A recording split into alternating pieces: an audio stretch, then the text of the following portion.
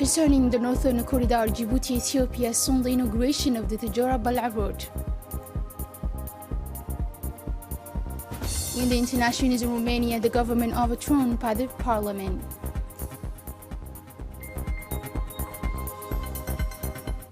Thank you for joining us in our newsroom. A message of condolences are being addressed to the as President of the Republic following the death of his brother Saad Omar Guelleh. Today, the President of France has addressed a message of condolences to the head of state, and I quote, "It was great emotion that I learned of the passing of your brother Saad Omar Guelleh.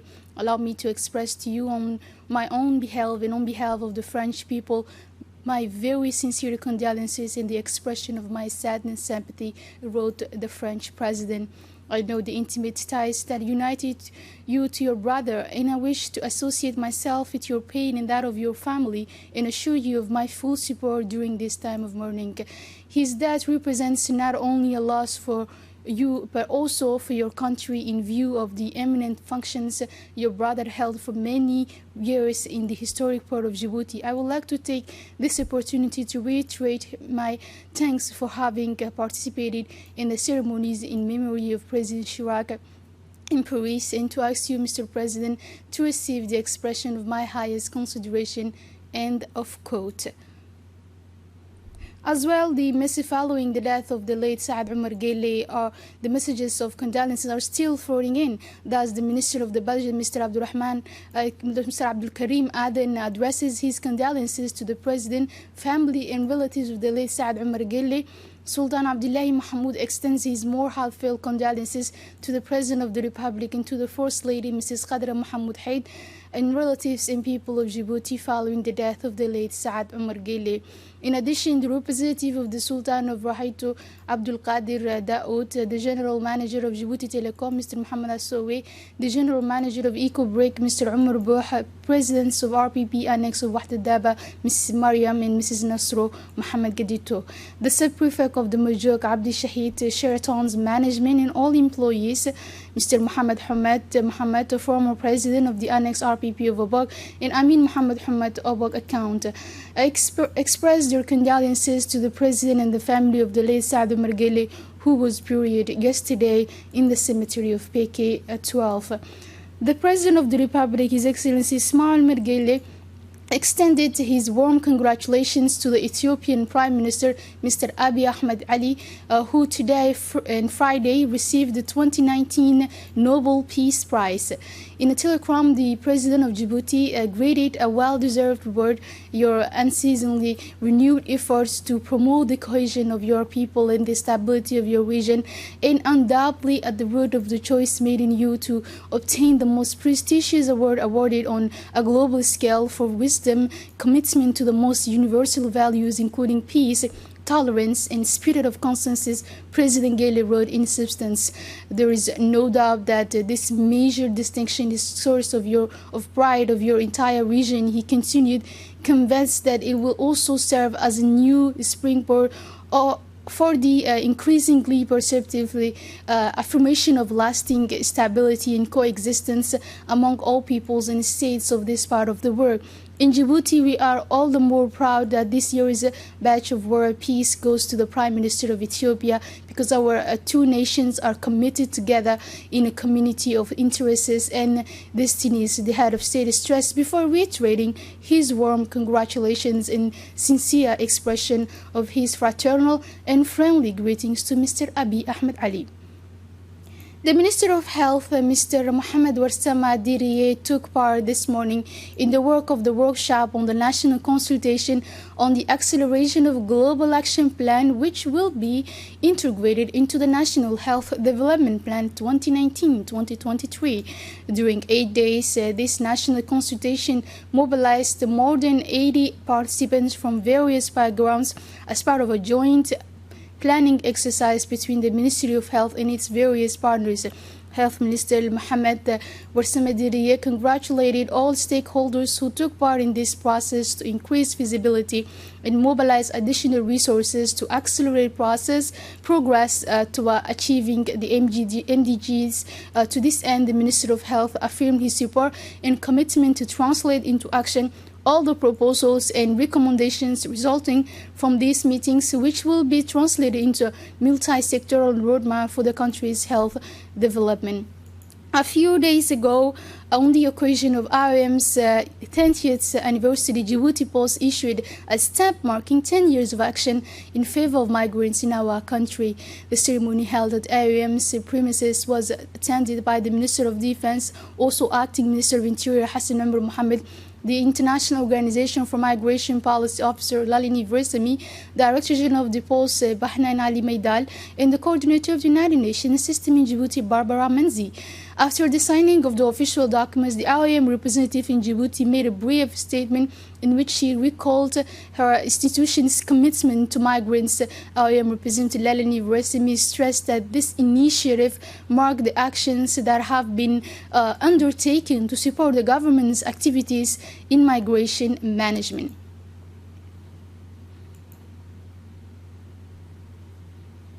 As for the Director General of Post Office, Bahnan Ali, also spoke to thanking the IOM for their confidence in design of the stamp. The Post has a historical work in the sense that the stamps we issue, he said, highlight a cultural fact or a concrete social action of the state or NGOs. Today we are celebrating IOM's 10th anniversary in Djibouti, and we are also here at our most modest level to continue to raise awareness of IOM's social actions, he said, and issue a stamp of symbolic value of 100 francs to make this work better known. We hope to be able to work with other NGOs in this direction. He also continued, we are very proud of this partnership, and we will move more broadly toward a partnership that is financial in nature and more specifically in the area of financial transfer, he said. Also sharing her thoughts on this day, the representative of UNDP said the following. To be here today, 10 years of IOM, a big celebration, a special occasion. 3 years of a full-fledged UN in IOM in the UN family. Migration is at the center of many of the things we're doing, so it requires a joint effort, and definitely IOM is the key to making sure that migration is not only seen as a problem but as a resource. It is extremely important that we take this moment to think about that, to celebrate a good anniversary of 10 years of good work, and definitely we will be on this together more and more. Faced with the worsening of the climate change, which is marked in particular by global warming and scarcity of the usual rainy season, the speed of desertification is becoming a irreversible process. As a result, most of the world's population are helplessly witnessing the inevitable increase in this desertification phenomenon, which is constantly gaining ground every day. This phenomenon is accentuated by domestic needs for cat oil and put at risk the living trees that are felled daily in large quantities. Hence, the disappearance of all species of flora giving way to bare land, a situation that prevails in all Sahel-Sahelian countries, the first of which is the Republic of Djibouti, a country with an arid climate. In response to this situation, the Ministry of Agriculture, after a long series of field studies, decided to introduce a variety of shrubs in our country to stop and reverse the vicious cycle of rapid desertification. These are Prosopis datudara or garanwa, a very resistant shrub and adapted to the climate and our environment as well. The Minister of Agriculture was one of the pioneers of this discovery, which took place several decades ago. According to the ministry, long criticized as the plant that kills vegetation and practically useless to livestock, it turned out that Prosopis was in no way more exceptional than other plant species. Certainly, it dominates a good majority of them, but to each is the natural capacities of adaptation in its life force. It is the law of nature, such as the shrub called Gulen or Leito, which systematically devastates Prosopis in a confined space. In terms of food, Prosopis produces highly nutritious petals for livestock. as explained so well by the Minister of Agriculture, Mohammed Ahmed Awali, who has extensive experience in processes to stem desertification and save the soil from erosion, but also to meet the ever-increasing need for charcoal for domestic needs, two irreconcilable poles of interest that only processes can reconcile. And this is in the Anglais locality, 25 kilometers from the Dakhil region. It is over 40 degrees in the shade, a deserted landscape, and yet a tree braves for hostility of the area, the prosopis. This is one is male prosopis and the one with the pods is female. It produces pods for 7 months, and from this month of June, it will no longer give pods. Invading Catophragis is one of the 100 species that threaten the flora, but in the last 2 years have made this usual tree a source of profit for Anglais population, a population that lives off livestock in agriculture. These pods have made, for example, base feeds for goats, and bundle of dry grass is also ground with the pods of the prosopis. A farmer of Anglais said that they add herbs for its nutritional value. It gives energy to the animals. The goats that eat it, this flour get bigger and they give much more milk. In turn, the goats of each member of the Anglais cooperatives, who are nearly 90 farmers, taste this famous dish that tastes like sugar. With 2 employees, the cooperative has the capacity to produce up to 25 50 kilograms bags per day. However, production is done on demand. The main customers are livestock farmers in the surrounding areas, and the cooperative sold up to 300 bags of bushel last year at the 15,500 francs the bag. They made recipes of nearly 450 miles. As well, the cashier at the cooperative Anglais said that with this money they pay the 2 employees who work on the mile. They also buy seeds and pay the transport to sell their goods. Anglais farmers have also been able to take advantage of this output, which threatens their fields and their environment, as well as it is made into coal. As in Anglais, several cooperatives in the region have benefited from this smile in order to make this harmful tree a benefit for agro-pastoralists and a benefit for livestock. The extraordinary and plenipotentiary ambassador of the Republic of Djibouti to Riyadh, Diaidin Said Bamakroma, was received on Thursday, October 10th by Mohammed Abdallah, and Minister of Foreign Affairs of the Republic of Yemen. Discussions focused on the latest developments in Yemen as well as other regional issues. The Djibouti ambassador confirmed the Djibouti government's support for the legitimate government in Yemen under the chairmanship of Abdurrabbu Mansour Hadi. It reminded the context of the speech of the President of the Republic, His Excellency Ismail Margele, recently in New York to resolve the Yemeni crisis through negotiations. The Minister of Foreign Affairs of Yemen expressed the deep appreciation of the government and people of Yemen to His Excellency Mr. Ismail Margele, President of the Republic, and the people of Djibouti for the support extended to their Yemeni brothers since the beginning of the crisis, and also pointed out the historical ties between the two brotherly people.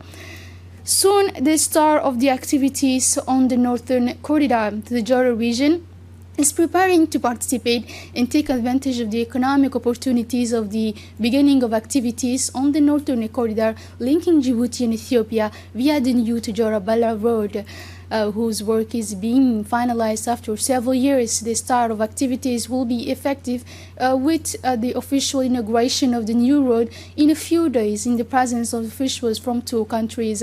The exchanges between Djibouti and Ethiopia on the corridor will have a significant economic and social impact on the population of Tajora, first on the whole region or even at the national level. The friends here to launch into the commercial activities and necessary services of the poor, and the new Tajora-Bal'a is palpable among the merchants, but also among some in all the localities. Some, like the manager of the Hotel Corto, Musa Ali, wants to expand his activities. A young double entrepreneur is preparing to launch a space commercial in a place of stay for road users Tajora-Bal'a. Regional leaders encourage the population to take advantage of the potentialities that will be created. Women in the region are in the forefront to appropriate and benefit from the opportunities that will arise with the start of the activities in the northern corridor to Tajora-Bal'a.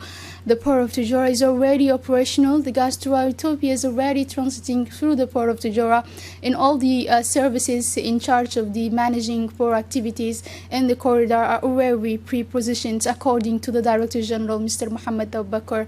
The northern Bal'a corridor connecting with the port of Tajora, it is totally final, and we are waiting, he said, for the inauguration of this access soon.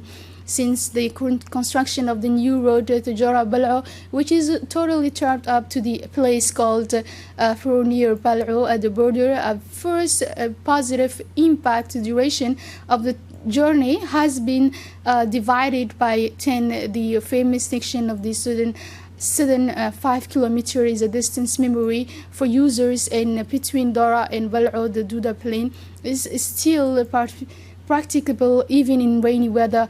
Despite the new situation, the problem of safety remains with a higher turnover rate of trucks in the foreseeable future. The road crosses mountains as in Sora near Randa, sometimes used in narrow valleys. The taxes of ensuring traffic flow will be the responsibility of the Gendarmerie Squadron, which has considerable expertise in this field and will be deployed along the Tajora-Bal'a road.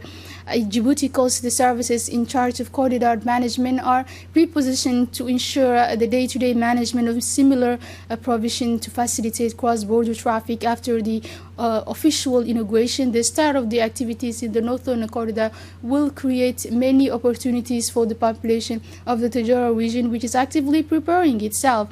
It will make it possible to put a stop to the rural with the installation of many families on the road over and around the port of Tajora. Like the Djibouti-Kalafi corridor, new localities will be created along the Tajora-Bal'a road, a pretty example of a village located halfway near Randa, where the climate is mild. This village, which has always been a transit center for caravans heading to Ethiopia and can accommodate many families. The challenge today is how the population must prepare to take full advantage of the potential and impact of the activities on the northern Tajora-Bal'a corridor. Colonel Wais Bokore, commander of the Coast Guard, welcomed the delegation led by Captain Javier Morro, deputy commander of the coalition of 33 nations combined task force 150 CTF 150 to the premises of the General Directorate of the Coast Guard at a stopover in the presence of a Coast Guard and National Navy officers, among others. Multinational Task Force 150 is a naval coalition of 33 nations that provides security and stability in the maritime domain in the Middle East and East Africa, and it is indeed in this area that the commander of the Coast Guard and the commander of the French Navy had fruitful and constructive exchanges with the deputy commander of the CTF 150, thus mentioning the need for very good cooperation and collaboration with the CTF 150 coalition in order to effectively ensure joint operations on the security and safety of the maritime domain in the Gulf of Aden as well as the Strait of Bab el-Mandab. Colonel Wais Bokore welcomed Captain Javier Morro in his delegation at the outset before making a brief presentation of the various missions and facilities of the Djibouti Coast Guard. Moving on now to the international news. Romania, the government overthrown by the parliament. The second attempt was the right one for the opposition. The second motion of no confidence tabled in a few months will have defeated Victoria Desinta in its majority. The Romanian parliament overthrew the government on Thursday for 5 ballots 1 month before the presidential elections, accused of corruption in difficulty of many weeks. Viorica took note of the results of the election as the Social Democratic leader knows the opposition alliance did not survive this parliamentary victory. Each party intends to impose its ideas. In particular, the Liberals will have to deal with the anti-system party that dreams of early elections. A period of destruction is over, a period of hatred and division is over. This is the beginning of a phase of reconstruction and modernization during which the government will be put back in the service of the nation. Hell attack, Germany promises zero tolerance. The shooter from the Hell, Germany, arrived by helicopter on Thursday at the headquarters of the anti-terrorist prosecutor's office. Stephen V, as the German media presented, had breathed in vain on Wednesday to enter the synagogue of Hell equipped with 4 weapons. He had finally shot a passerby and then a young man in a kebab restaurant. He wanted to commit a massacre in the religious building where dozens of believers gathered for the Jewish holiday of Yom Kippur. According to the anti-terrorist prosecutor Peter Frank, this assault, filmed and broadcast live for 35 minutes on a streaming platform, was led by a right-wing extremist marked by frightening anti-Semitism, hatred for foreigners, and heavily armed. He continued. In the face of the tragedy, the German political class promised the utmost firmness against extreme right-wing racism. Well, that's all for this news. Thank you for being with us on the radio television of Djibouti, and have a wonderful evening.